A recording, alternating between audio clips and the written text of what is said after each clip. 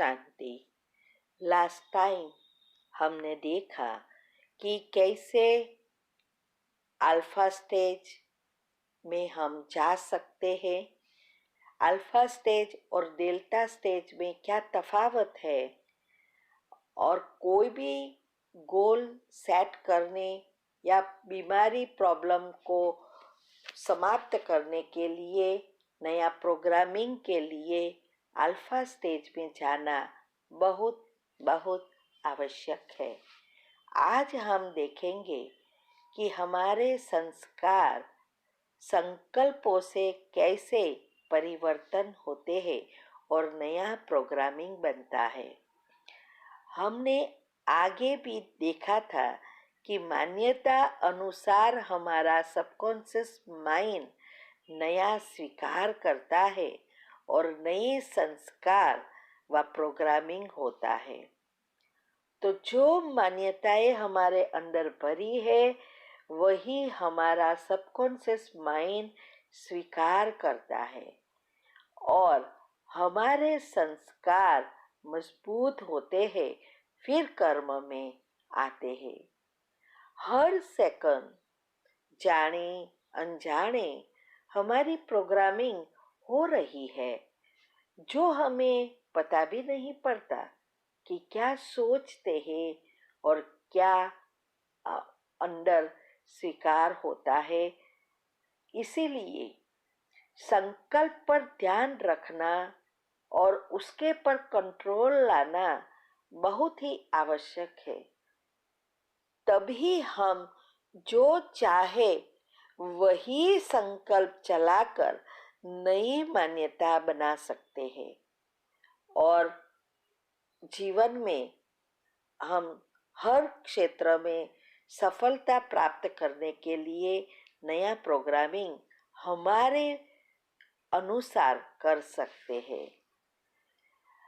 जैसे अगर हम फल काटे तो अंदर के बीज गिने जाते हैं, फिर उस बीज को हम अगर खेत में बो ले तो उसमें से कितने झाड़ निकलेंगे, कितने फल आएंगे और कितने नए बीज आएंगे, वो गिनना इम्पॉसिबल है। ऐसे ही भगवान भी हमें कहते हैं, संकल्प पर ध्यान रखना आसान है, लेकिन एक बार वो संकल्प रूपी बीज मन रूपी खेत में बो दिया तो उसमें से कितने और संकल्पों उत्पन्न होंगे और कितने कर्म का फल मिलेगा और नया संकल्प बोते रहेंगे, वो फिर कंट्रोल करना इम्पॉसिबल हो जाता है। इसीलिए संकल्प पर ध्यान रखो। कोई भी अगर हमें कोई कुछ बोले या हमारे मन में गलत संकल्प उत्पन्न हो तो उसी समय 3 बार कैंसल कैंसल कैंसल करो। जैसे अगर कोई हमें कहे कि आप तो बुद्धू हो, आपके पास अक्ल ही नहीं है, तो तुरंत ही उसे कैंसल कर दो, उसे अंदर नहीं जाने दो। अंदर मन में संकल्प दो, कैंसल कैंसल कैंसल, और साथ में उसे पॉजिटिव से डाउनलोड करो कि जैसे हम बुद्धिशाली है, हम बुद्धिशाली है, हम बुद्धिशाली है, हम होशियार है, होशियार है, होशियार है। ऐसे करने से जो हमारे अंदर संकल्प आया और किसी या कोई ने कुछ कहा, वो सबकॉन्शियस में नहीं जाएगा, क्योंकि वो आपने कैंसल कर दिया। क्योंकि 3 बार कोई भी चीज रिपीट करने से हमारा सबकॉन्शियस माइंड जल्दी स्वीकार करता है। ऐसे हमें इस संकल्पों पर ध्यान रखना है। अब मान्यता कैसे बनती है? कोई भी घटना के साथ जब हमारी भावनाएं जोड़ती है तब मान्यता बनती है। इसीलिए अगर हमें किसी के भी संस्कार परिवर्तन करने हैं तो पहले उनके अंदर की मान्यताएं बदलनी पड़ेगी। और मान्यता बदलना अर्थात भावनाएं उत्पन्न करना, और वो वाइब्रेशंस है ही बदल सकते हैं। हम क्या करते हैं, रोज मुख से कहते रहते हैं, जैसे बच्चों को कहते हैं ये मत करो, ऐसे मत करो, ऐसे करने से ये होगा, ये सब कहते रहते हैं, क्योंकि हमें चाहिए कि हमारे बच्चे अच्छी तरह संस्कारी बने। लेकिन अंदर से जो डर रहता है कि आज की जो दुनिया का वातावरण है उसके हिसाब से हमेशा हमें अंदर होता रहता है कि कहीं हमारा बच्चा गलत रास्ते पे नहीं चल जाए।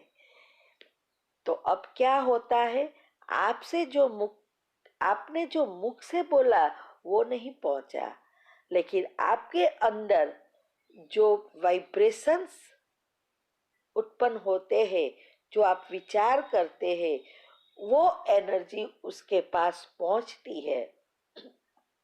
इसीलिए बदलने के बजाय वही नेगेटिव संस्कार इकट्ठा होते जाते हैं, और इसीलिए संस्कार बदलते नहीं, आदतें बढ़ती जाती है। तो यहाँ भी जैसे दुनिया में भी फल, झाड़ से हमें फल गिराना है तो हम क्या करेंगे, फल की डाली पर पत्थर मारेंगे या झाड़ पर? कहेंगे फल की डाली पर ही मारना पड़ेगा, झाड़ पर आप कितने भी पत्थर मारो वो नीचे नहीं गिरेगा। लेकिन अगर हम एकाग्र होकर उस डाली पर पत्थर मारेंगे तो फल तुरंत नीचे गिरेगा। ऐसे ही ये संस्कार में है, हमें उसकी अंदर की मान्यताएं बदलनी पड़ेगी भावनाओं से। इसीलिए जैसे संस्कार बनाना है वैसा ही संकल्प करके भावनाएं उत्पन्न करनी है, तभी हमारे व दूसरों के संस्कार परिवर्तन हो सकते हैं। मिड माइंड की विशेषता है कि जब मन शांत होता है तब मान्यताएं बदल सकते हैं, क्योंकि बुद्धि की ग्रहण शक्ति बढ़ जाती है।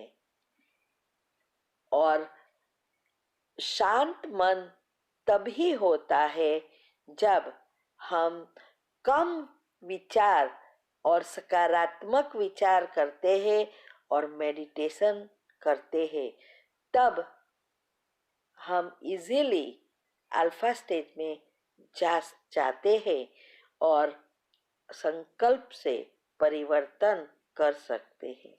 इसीलिए दुनिया में भी कहते हैं पॉजिटिव सोचो और मेडिटेशन करो, तब हमारी मन शांत और बुद्धि क्लियर होती जाती है। अब अगले क्षेत्र में हम देखेंगे कि कैसे हमारी ब्रेन की अवस्थाएं होती है। अगर आपको अच्छा लगे तो जरूर फॉरवर्ड करो और दूसरों को भी इस बातों से अवेयर कर उसके जीवन को भी सुधार सकते हैं। प्लीज़ सब्सक्राइब नहीं किया हो तो सब्सक्राइब जल्दी करो। ओम शांति।